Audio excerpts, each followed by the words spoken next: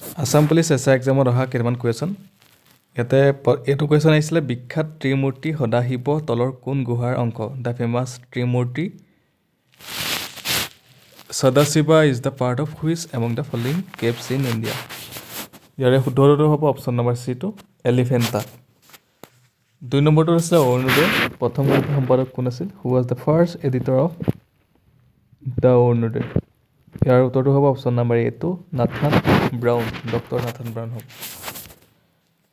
next কুৱেশ্যনত আছিলে গান্ধী আৰৱিন্দ চুক্তি ভাৰতৰ কোন আন্দোলনৰ লগত জড়িত আছিল the Gandhi Irwin pact was associated with which of the following movements of India এইটো হ'ব আইন অমান্য ঠিক আছে চিভিল ডিছঅবিডিয়েঞ্চ অপশ্যন নম্বৰ বিটো হ'ব শুদ্ধ উত্তৰ 4 নম্বৰটো আছিলে কোনখন বেদত আটাইতকৈ প্ৰাচীন বৈদিক সংস্কৃতিৰ তথ্য পোৱা যায় which Veda depicts the information about the most ancient Vedic age culture ইয়াৰ উত্তৰটো হ'ব অপশ্যন নম্বৰ এটো ঋগ্বেদ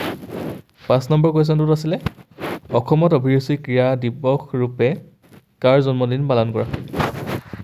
ইয়াৰ উত্তৰটো হৈছে অপশ্যন নম্বৰ বিটো ভোগেশ্বৰ বৰুৱা ইয়াতে ইংলিছতো দিয়া আছে whose birthday is celebrated as অভিৰুচি sports day in Assam option B is correct answer option number B Bhogeswar Baruah 6 নম্বৰটোত আছিলে ভাৰতীয় জাতীয় কংগ্ৰেছৰ পৰা ওলাই আহি সুভাষ চন্দ্ৰ বসুৱে কি দল গঠন কৰিছিল which party was establish by Subhas Chandra Bose after he came out of the Indian National Congress option number চিটো হৈছে ইয়াৰ শুদ্ধ উত্তৰ ফৰৱাৰ্ড ব্লক 7টোত আছিলে চিকানগ্ৰামৰ পৰা কোচবিহাৰলৈ কোনে তেওঁৰ ৰাজধানী স্থানান্তৰিত কৰিছিল who shifted his capital from Chikangram to Cooch Behar ইয়াৰ শুদ্ধ উত্তৰটো হ'ব অপশ্যন নম্বৰ চিটো বিশ্বসিংহ ধন্যবাদ আজি ভিডিঅ'ত এইকেইটাই আছিলে আৰু আপোনালোকে যদি ভাল পালে ভিডিঅ'ত লাইক এটা কৰিব ধন্যবাদ